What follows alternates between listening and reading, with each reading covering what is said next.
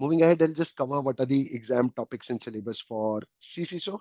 So Mhm, CCISO is a Certified Chief Information Security Officer, and mhm. I think this is one of the only certification programs that is approved by DoD, that is the Department of Defense, and NIST. So it covers all of the things in 5 domains. The 5 domains being governance, and these 5 domains are subdivided into parts, subdomains. The first domain is Right. governance, risk, and compliance, and it has 3 subdomains of governance, risk management, and compliance. You can see the description for governance. It then gives a description of items that a CISO is expected to know for risk management, similarly for Mhm, compliance. The next domain is information security controls and audit management, which is also divided into further subdomains such as information security management controls, audit management. The third domain is security program management and operations. And this is further subdivided into subdomains such as security program management, security program operations, access control, social engineering. These are the types of attacks. Then it comes down to physical security. And finally, the disaster recovery and business continuity aspect of things. Then the network mhm. architecture, firewall, IPS, IDS, network defense systems, wireless, and then common means of attack, virus, trojans, malware, and other malicious code threats.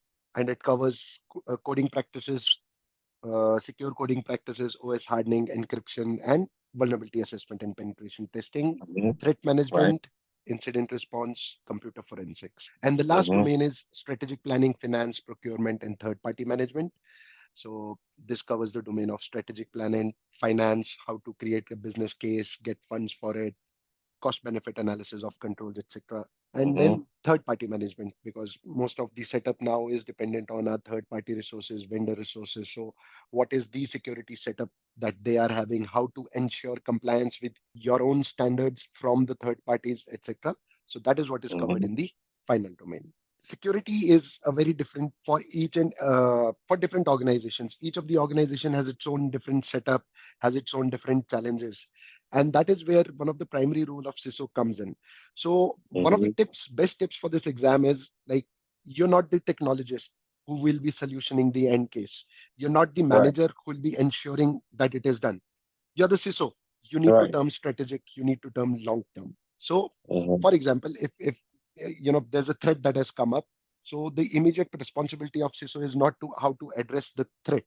It is how to make a plan around it, how to have a program around it, a project around it, so that sort of threats, whenever they are encountered, there is already a process in place that can take care of it. So starting with now, I would just like to say I did not know how deep your knowledge is of the aspect. So in some of my slides, I may have gotten a bit deep, a bit, a detailed conversation. So whenever you say that, okay, this is something I know, you can just ask me to move on.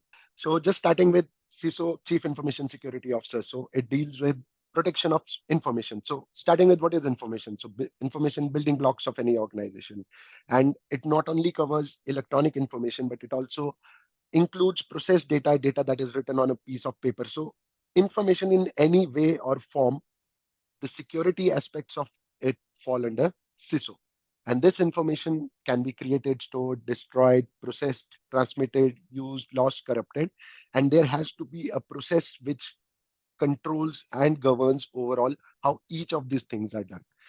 The information can be in different forms. It can be electronics, it can be while it is in the transmitting in the wires, it can be a printed or written on paper, can be as shown in instructional videos, training videos, or spoken. When people are talking amongst each other, they may be talking about proprietary things, things that are not in the public domain. So how do we ensure effective security of information in any of its form?